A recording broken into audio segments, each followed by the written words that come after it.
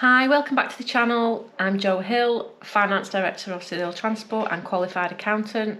I'm going to talk to you today about some hints and tips on how to establish yourself as a new owner driver or new haulage business. So the first thing that I would advise, and I have alluded to this in my previous video, is that you really need to be utilising what's free to you out there, and that is the social media platforms.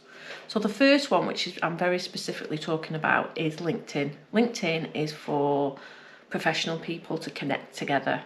So you would create yourself a profile, you'd put on there what you're about, what you want to do, what you're trying to achieve, what kind of business you are, where you want to do business, how you want to do business.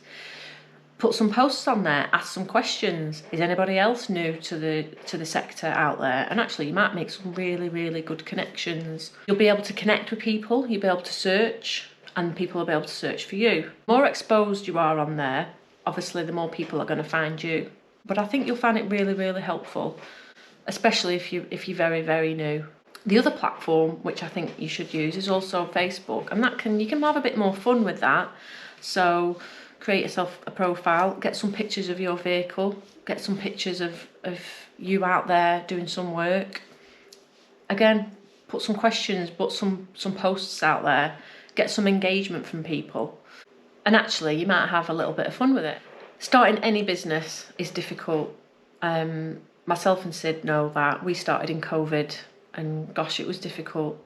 But you've got to get yourself out there, you've got to get on the phone, you've got to be contacting businesses, you've got to be visiting businesses. Email or call your local factory. Go on the high street, what have you got? Tile shops, they always need international deliveries from abroad. Have a think what's around you. Start local. People always need transport, so you've just got to be looking in the right places and asking the right questions. But this could be really great at perhaps getting your name at the top of a tender if a company are thinking of going out for their annual tender for their transport. Pick up the phone, let people know who you are, and make some relationships with these businesses. Just think if you make 5 calls and you get 1 back, how much work that could give you and how that could set you off. It's also really important to be in touch with some other transport businesses because, of course, you could subcontract for them.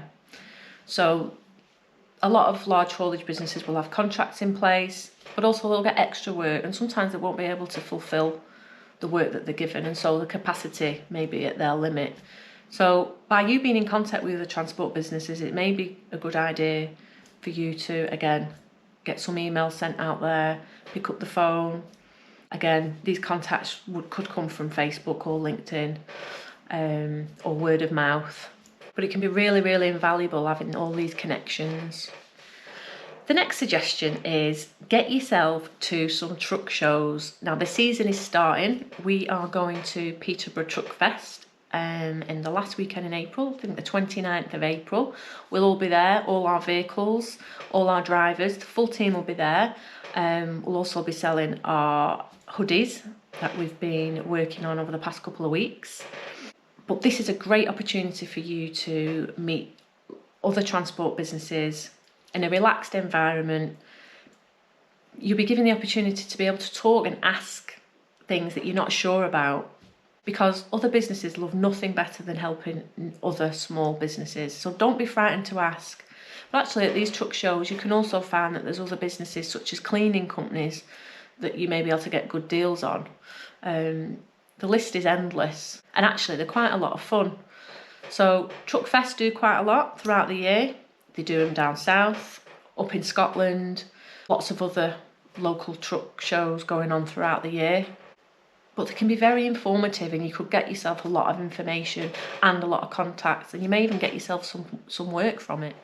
And my last advice for any new driver is not only to get out there the practicalities of how you want to work, who you want to work with, is to actually let people know when you're talking to them what a friendly, helpful driver that you are. Because actually, what does anybody love?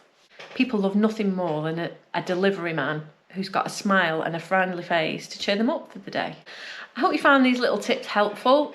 If you did, let us know. Hit subscribe and even leave a comment to see if there's any other information you would like me to share.